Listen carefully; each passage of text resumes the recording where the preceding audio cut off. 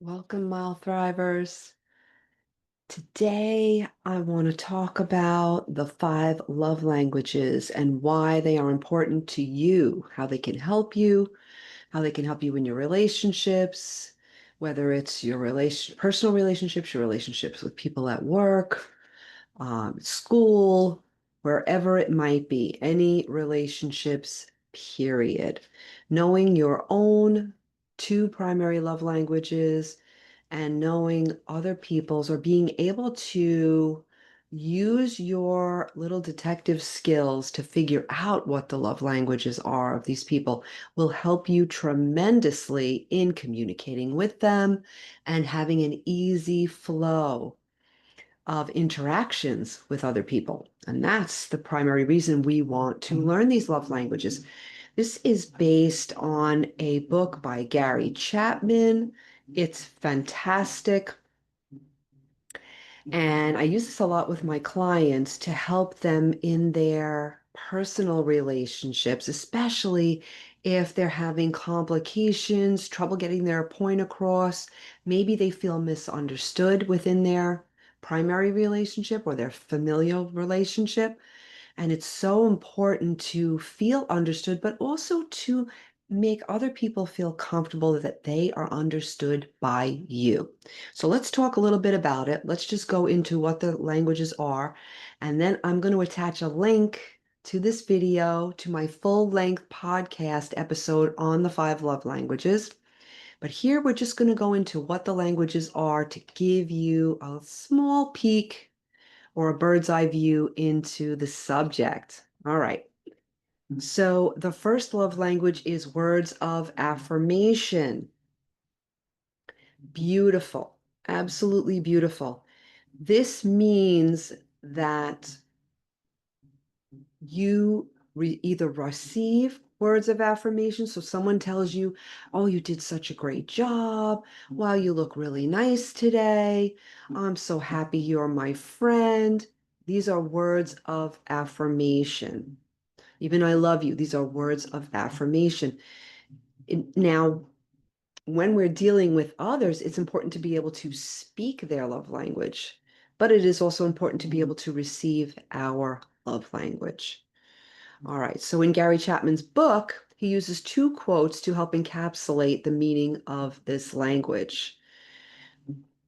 I can live for 2 months on a good compliment. And the second quote is, the tongue has the power of life and death. Shakespeare. It's pretty fascinating when you think about that. The second love language is acts of service. And as you might guess, that means performing some type of an act that will make the other person feel loved, feel appreciated, feel valued. And if it's your love language, your primary love language, you need someone to perform acts of service for you so that you feel loved and appreciated. Very, very important. Doing actual things for others, physical acts of kindness, getting done any task that is important or a priority to the person you care for. It's about investing your time and effort into accomplishing something in order to make their life easier, and vice versa. Them accomplishing something in order to make your life easier, investing the time, having the value in you to invest the time. Excellent. Third love language is receiving gifts. And this this language is all about actual gifts. So if you're a person who just gets lit up like a Christmas tree when you receive gifts, there's a good chance this is your primary love language. If you know anyone in your family who gets super excited by receiving a gift, large or small. And a gift could even be a text message. It could be a letter. It could be a card. It could be something you made for them. It can be anything. If they get excited about receiving a gift, or you get excited about receiving a gift, that is one of your love languages. Third love language, receiving gifts. The fourth love language is quality time. The love language This love language, it really is all about the investment of time. Is that person willing to invest time in you? Do they spend that quality time with you? Do you feel that they're paying attention to you when they are with you? That's what this love language is all about. And vice versa. Are you paying attention to them when you are spending quality time? That does not mean going to a movie, watching the movie, and having no conversation. It means even something as simple as taking a car ride, but having a deep, meaningful conversation with each other, right? It could be going to the beach and chatting together and just enjoying holding hands while you're walking somewhere.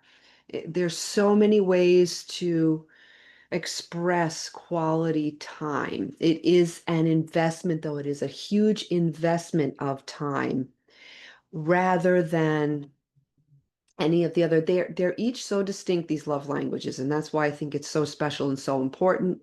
And learning these will help you tremendously.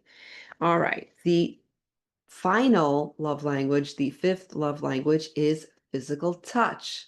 Now, I think that's pretty self-evident as well. That means a person with this love language needs physical contact.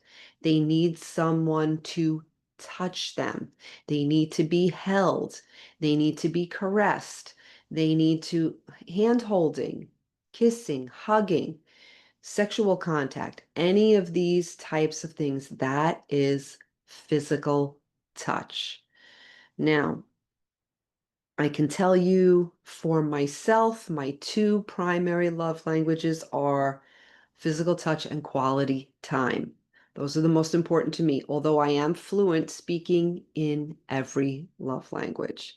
And that is the key, to be fluent in speaking the love languages, not just being able to accept your own, but very, very important to dial in and figure out what they are, especially for yourself, because if you're not feeling loved in a relationship, it would be a good thing to know why you're not feeling loved in that relationship. And if you could explain this to your partner, you might have a much better chance of getting what you need. So I think that's the crux of the situation here. All right. Thank you for joining me today in this little brief summary of The Five Love Languages by Gary Chapman. It is one of my favorite books. It never goes out of style. I find that it is so effective, so compelling, so helpful, and especially when you learn how to fluently speak the love languages. You can have anyone in your life who will feel happy and loved and cared for in your presence if you can figure out what their love languages are and speak them fluently. All right. Like I said, I'm going to attach the full-length podcast video to this. Enjoy it at your leisure. If you've liked this little clip, it's been helpful to you, please subscribe to my channel, like and share it. And until next time, namaste.